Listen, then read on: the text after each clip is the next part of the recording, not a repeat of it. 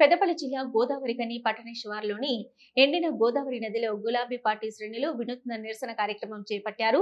నది ఇసుకలో మహిళా నాయకురాలు గ్రామీణ ఆటపాటలతో నిరసన ప్రదర్శన నిర్వహించారు.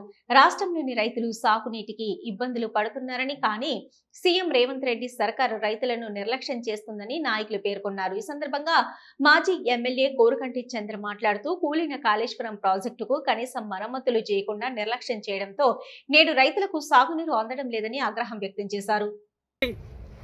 తాగునీరు అందించాలని, ప్రతి పరిశ్రమకు నీళ్లు అందించాలనేటువంటి లక్ష్యం కొద్దీ తెలంగాణ ఉద్యమ మహానాయకులు, తెలంగాణ తొలి ముఖ్యమంత్రి వర్యులు కేసీఆర్ గారు కాళేశ్వరం ప్రాజెక్టును నిర్మాణం చేయడం జరిగింది.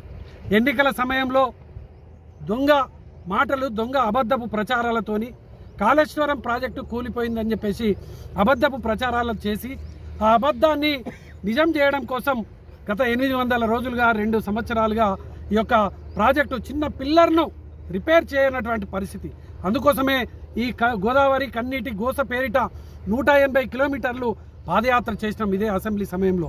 ఈ ప్రభుత్వానికి బుద్ధి రావాలి. ఈ ప్రభుత్వం ఆ యొక్క పిల్లర్ను రిపేర్ చేసి నిండుకుండలా గోదావరిని తెలంగాణ రాష్ట్రంలో కేసీఆర్ గారి ప్రభుత్వం ఏ విధంగా అయితే ఉన్నదో ఆ విధంగా చేయాలనేటువంటి మహాపాదయాత్రను గోదావరి కన్నీటి గోస పేరిట చేసినాం.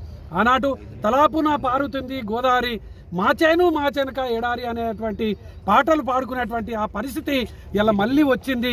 తాగునీటికి ఇబ్బందులు పడుతున్నాయి. గోదావరి కల్లో ఇలా మురికి నీళ్లు తాగేటువంటి పరిస్థితి ఎదురైంది. అందుకోసమే ఇలా సంవత్సరం అయింది, ఇప్పటికీ మా కన్నీటి గోస కార్యక్రమం పూర్తయి, గోదావరి కన్నీటి గోస కార్యక్రమం పూర్తయి ఇప్పటికీ ఈ ప్రభుత్వానికి చిత్తశుద్ధి లేదు.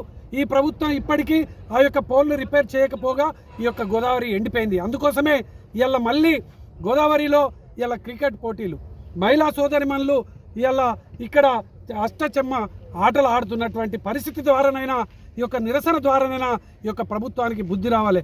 అందుకోసమే రేవంత్ రెడ్డికి సంవత్సరం అయింది కాబట్టి ఇలా ఆయనకు పిండం ప్రదానం కూడా మేము చేయడం జరుగుతూ ఉన్నది. ఈ యొక్క పిండం ప్రదానం చేస్తున్నటువంటి సందర్భంగా ఇప్పటికైనా రేవంత్ రెడ్డికి బుద్ధి వచ్చి గోదావరిని నిండుకుండలాగా చేయాలి. మొన్న మహాశివరాత్రి నాడు కూడా ఇక్కడికి వస్తే కనీసంగా స్నానం చేయడానికి నీళ్లు లేవు. మురికి నీళ్ళల్లో స్నానం చేసేటువంటి దుర్మార్గమైనటువంటి పరిస్థితి ఇలా ఈ ప్రాంతంలో నెలకొన్నది. కాబట్టి ఇప్పటికైనా రేవంత్ రెడ్డి బుద్ధి తెచ్చుకోవాలి.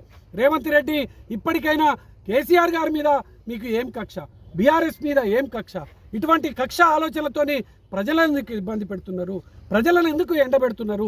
గోదావరిని ఎందుకు ఎండబెడుతున్నారు? ఇప్పటికైనా వెంటనే కాళేశ్వరం ప్రాజెక్టును వెంటనే ఆ యొక్క పిల్లర్ను రిపేర్ చేసి గోదావరిలో నీళ్లను ఆపాలని మేము ఈ సందర్భంగా డిమాండ్